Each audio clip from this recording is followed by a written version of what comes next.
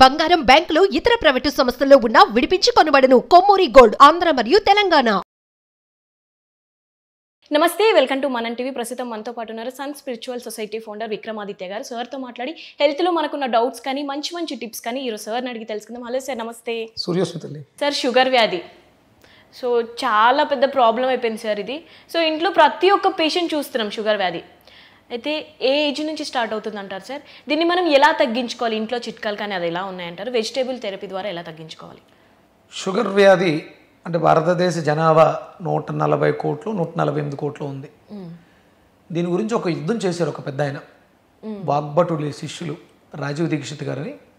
భారతదేశాన్ని షుగర్ రహిత దేశంగా చెయ్యాలని సంకల్పించుకున్నారు. మన దురదృష్టం 2007లో ఆయన ఒక యాక్సిడెంట్కి గురై చనిపోవడం జరిగింది, మరణించడం జరిగింది. ఆయన చాలా పెద్ద విప్లవం తీసుకొచ్చారు. అంటే అసలు ఇది ఎందుకు వస్తుంది, ఎలా వస్తుంది, అంటే ఇప్పుడు రోగం ఏంటో డయాగ్నోస్ చేయగలిగితే క్యూర్ చేయడం చాలా ఈజీ. ఇప్పుడు ఎక్కడ కూడా డయాగ్నోసిస్ అనేది జరగట్లేదు. మెజర్మెంట్స్ వాటి మీద వెళ్ళిపోయి ఊహాగానాలతో ట్రీట్మెంట్లు చేస్తున్నాం మనం అందరం కూడా. మీకు ఇలా ఉందా, ఓకే, ఈ పాటించండి. అసలు దానికి ముఖ్యమైనటువంటి మూలం ఏంటి అనేది ఎక్కడ చూడట్లేదు. దీని మీద చాలా పెద్ద యుద్ధమే చేశాడు ఆయన పాపం. నేను ఈ ఫీల్డ్ ఎంచుకోవడానికి ముందు అంటే నేను అనుకోకుండా ఇక్కడికి వచ్చాను ఈ స్థితి. ఒక వెజిటేబుల్ థెరపిస్ట్గా అంటే నేను బేసిక్గా నేను ప్రాణిక్ హీలింగ్ ప్రాక్టీస్నాను. ప్రాణిక్ హీలింగ్, ప్రాణశక్తితో హీల్ చేయటం అనే దాన్ని నేర్చుకున్నాను నాకున్నటువంటి సమస్యల్ని సాల్వ్ చేసుకోవడానికి. అంటే సార్, అంటే జనరల్గా అంటే no food, no medicine, no touch, only ఏమి లేదు, ముట్టుకోక్కర్లేదు, ఫుడ్స్ ఏమి వాడక్కర్లేదు, మెడిసిన్ ఏమీ తీసుకోక్కర్లేదు. కేవలం మన చుట్టూ ఉన్నటువంటి ప్రకృతిలో ఉన్నటువంటి శక్తిని వాడుకుని హీల్ అవ్వటం దాన్ని ప్రాణ చికిత్సా విధానం అంటారు. అది నేర్చుకున్న వల్ల ప్రాణ అనగానే ప్రకృతిలో ఉంది అది. నేను ఎప్పుడైతే ప్రకృతికి అలైన్ అయ్యానో ప్రకృతిలో ఇవే కాదు ఇంకా చాలా ఉన్నాయని ఈ వెజిటేబుల్ థెరపీ ఇది నేర్చుకోవడం జరిగింది. ఇది నేర్చుకోవడానికి ముందు నేను ఎక్కువ రాజీవ్ దీక్షిత్ గారి ఆడియోస్ విన్నాను.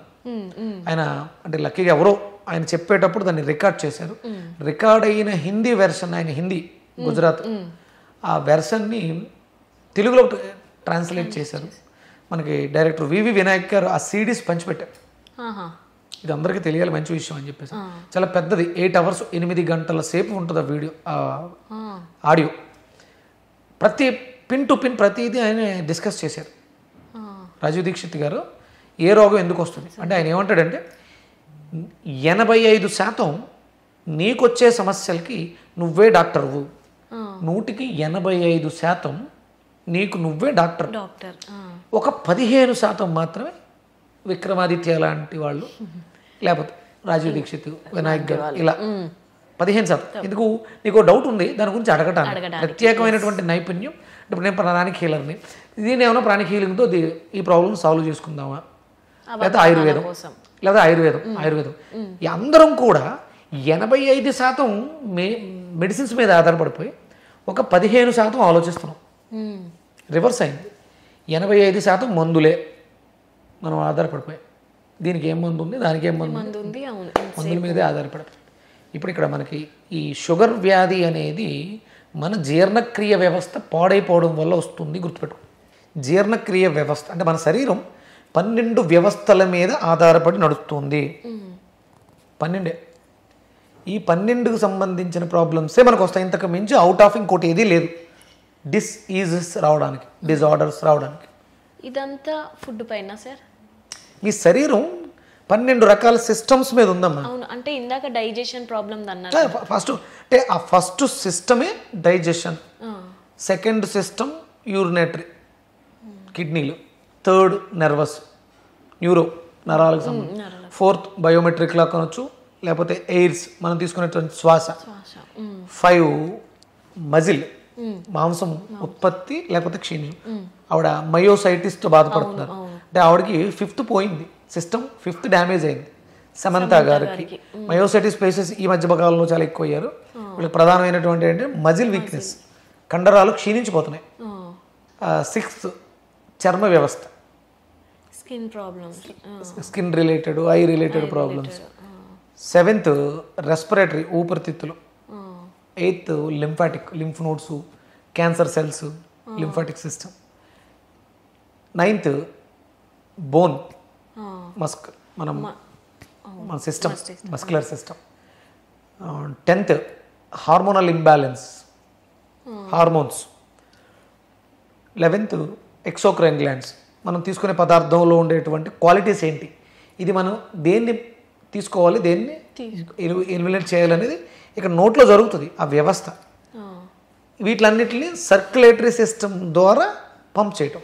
సర్క్యులేటరీ సిస్టమ్ మీద ఆధారపడే ఆర్గాన్ ఏంటి? హార్ట్. అంటే గుండె నొప్పి వస్తుందంటే ఈ సిస్టమ్ పోయింది. ఆస్మా వచ్చింది, లేకపోతే లంగ్ క్యాన్సర్ వచ్చింది, రెస్పిరేటరీ పోయింది, 7th సిస్టమ్ పోయింది, యూరిన్ రావట్లేదు, లేకపోతే బ్లడ్ ఫిల్టర్ చేయట్లేదు, క్రియాటిన్ పెరిగిపోయింది, 2nd సిస్టమ్ యూరినేటరీ సిస్టమ్ పోయింది, సప్లై సరిగ్గా వెళ్తలేదు, నరాలు అంటే పక్షవాతం వచ్చింది, న్యూరో, కడుపులో బ్లోటింగ్ ఉంది, నైట్ నిద్ర సరిగ్గా పట్టట్లేదు, 4th పోయింది, మయోసైటిస్ వచ్చింది, 5th పోయింది, జాండీస్ వచ్చినాయి, లివర్ సిరీస్ వచ్చింది, ఫ్యాటీ లివర్ వచ్చింది, పిగ్మెంటేషన్ వచ్చింది, సోరియాసిస్ వచ్చింది, బొల్లు వచ్చింది, 6th పోయింది. ఇలా ఈ 12 ఈ 12 మళ్ళీ డైజెషన్ సిస్టమ్ 12 రకాల అరుగుదలలు ఉంటాయి, 12 రకాల కిడ్నీ ప్రాబ్లమ్స్ ఉంటాయి, 12 రకాల లంగ్ ప్రాబ్లమ్స్ ఉంటాయి, 12 రకాల లివర్ ప్రాబ్లమ్స్ ఉంటాయి. ఒక్కొక్కటి 12 మీద ఆధారపడి ఉంది. మనం కూడా 12 మీద ఆధారపడి ఉన్నాం. 12 గంటలు పని చేస్తే 12 గంటలు రెస్ట్ తీసుకోవాలి. 12 ఈ 12 మీద నడుస్తూ ఉంటుంది. ఈ 12కి సంబంధించిన రోగాలు వస్తాయి. ఫస్ట్ డైజెషన్ సిస్టమ్ అనేది డ్యామేజ్ అయిన తర్వాత మిగతా ప్రాబ్లమ్స్ అన్నీ ఏర్పడతాయి. మనం అది మీరు డైజెషన్ అనేది ఫస్ట్, డయాబెటిక్ అనేది 8th సిస్టమ్, లింపాటిక్, ప్యాంక్రియాస్ పనిచేసే సిస్టమ్. ఇవి రెండు అంటే మనం జ్యోతిష్ శాస్త్రాన్ని కూడా అన్వయించుకుంటాం ఇక్కడ. దీనికి కారకుడు డైజెషన్ సిస్టమ్కి కారకుడు అగ్ని, కుజుడే. షుగర్కి కూడా కారకుడు కుజుడే. వీళ్ళిద్దరి సమన్వయం లోపించడం వల్ల షుగర్ వ్యాధి విజృంభిస్తుంది. దీనికి ప్రధానమైనటువంటి కారణాలు మారుతూ ఉంటాయి. ఇంకా లోపాలు 7th ఉన్నటువంటి B12 డెఫిషియన్సీ వల్ల కూడా షుగర్ పెరగవచ్చు. 9th ఉన్నటువంటి కాల్షియం, విటమిన్ డి కూడా 8th మీద ప్రభావాన్ని చూపించి షుగర్ రావచ్చు. లేకపోతే 12 సర్క్యులేటరీ సిస్టమ్ పాడైపోవడం వల్ల కూడా 8th ఇన్ఫ్లుయెన్స్ అవ్వచ్చు. ఇవన్నీ కూడా 12 ఈ 12ని మనం మేనేజ్ చేస్తూ కాంబినేషన్స్. బూడిద గుమ్మడికాయ, బీరకాయ కలిపి తాగితే షుగర్ తగ్గుతుందా? బూడిద గుమ్మడికాయ,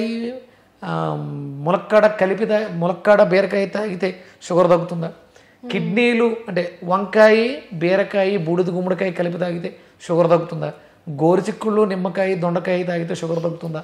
కాంబినేషన్స్ మనిషికి మారుతూ ఉంటాయి. ఆయన యొక్క జీవన విధానం మీద ఆధారపడి. షుగర్ రావడానికి ప్రధానమైనటువంటి కారణం రక్తం కలుషితం అవడం. మనకు ముందు ఎపిసోడ్లో మాట్లాడుకున్నట్టు ఏ రోగం వచ్చినా ఫస్ట్ బ్లడ్, అందుకని రక్తాన్ని శుద్ధం చేయాలి. అంటే 8th అనేది ఇంపార్టెంట్. బీరకాయ అనేది బ్లడ్ క్లెన్జరు, ఇన్ఫెక్షన్స్ తగ్గిస్తుంది. పుళ్ళు బానట్లేదు, కాలు కట్ చేయాల్సిన అవసరం ఏం లేదు.